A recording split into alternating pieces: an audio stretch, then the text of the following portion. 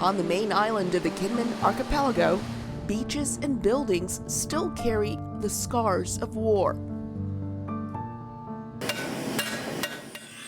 我本身已经做了大概50年了。这里有一块。我们现在用的这些材料，大部分就是以前那个留下来的一些废炮弹。 Blacksmith and Kinmen native Wu Zhendong has been turning artifacts from Kinmen's violent past into household tools and knives. 有时候你走到外面，在田里面都会捡到嘛。有时候在挖工地的时候，也会挖到。一个炮弹呢，如果说一般我们的家用的菜刀，大概可以做60把刀。The shells are remnants of the Chinese Civil War, as are the tensions from that conflict, which have been lingering on the islands long after it ended nearly 75 years ago.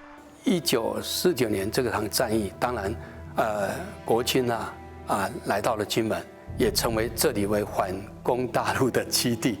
In 1949, Mao Zedong established the communist-ruled People's Republic of China.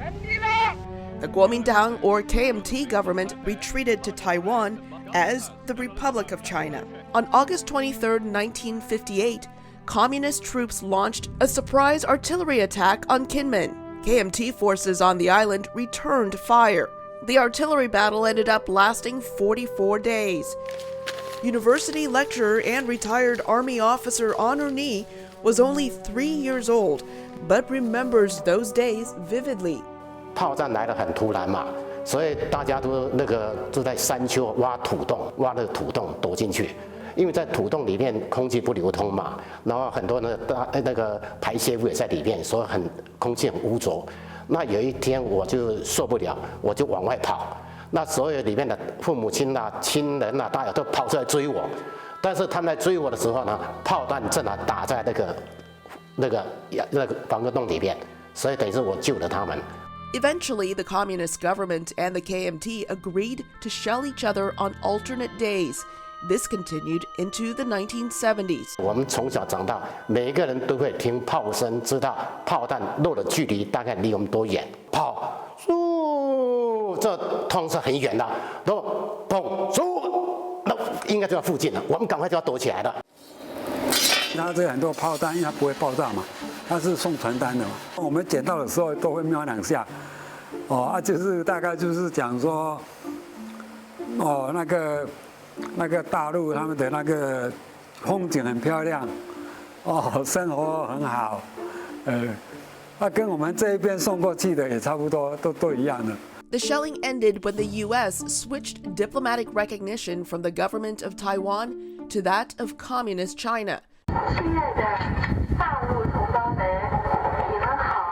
But another weapon from the propaganda war lives on as a modern-day tourist attraction.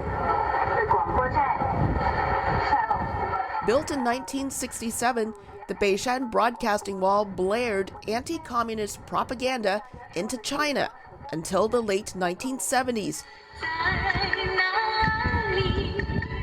The music and messages from these 48 loudspeakers about freedom and democracy could be heard as far as 25 kilometers away.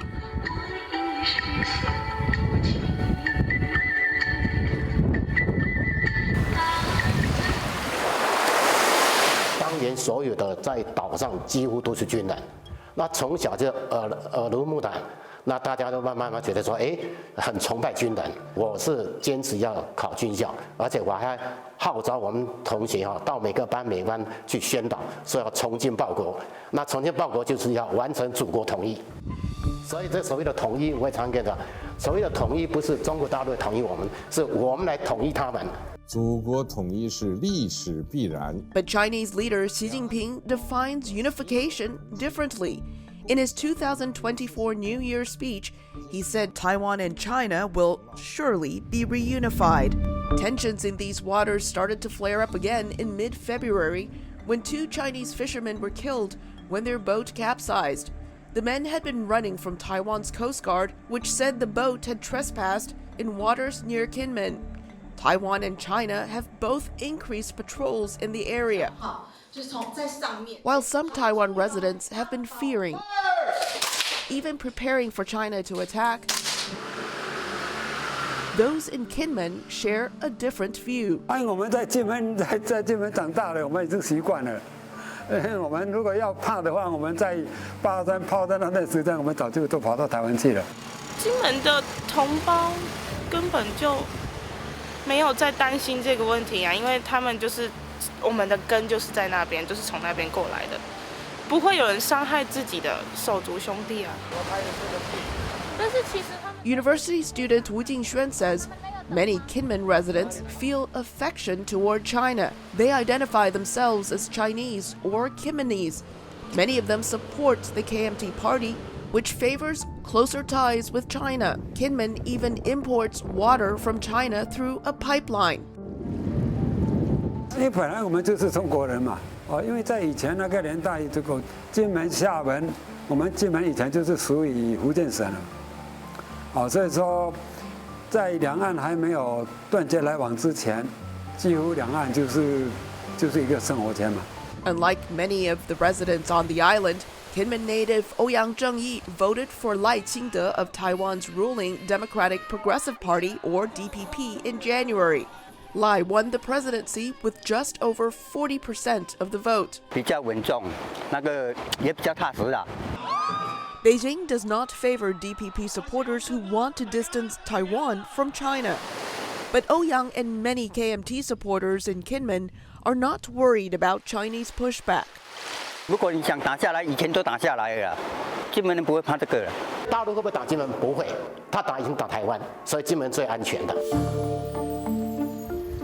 Ni says the key to peace is dialogue. 两岸要谈，要基于普世价值、自由、民主、人权、法治，大家来谈，不是现在才谈统一是，大家来谈，因为你要有开始，就像做生意一样，我们来谈，要谈50年、100年来谈嘛，因为这样来谈的话就不会打仗。以中国5000年的历史，朝代变来变去太多了，不重要，重要是说我们要回到我们的根。Ni teaches young students about their roots through free weekend classes about history and current events. 我们在岛上呢，希望透过血缘再连结，使两岸有更多的发展，更多的机会。我觉得说，你有交流、有往来，我觉得说这个对于两岸的和平是最有利的。As tensions simmer between Beijing and Taipei, the islanders hope Kinmen can play a unique role, not as a battlefield, but as a bridge of peace. Elizabeth Lee, VOA News, Kinmen, Taiwan.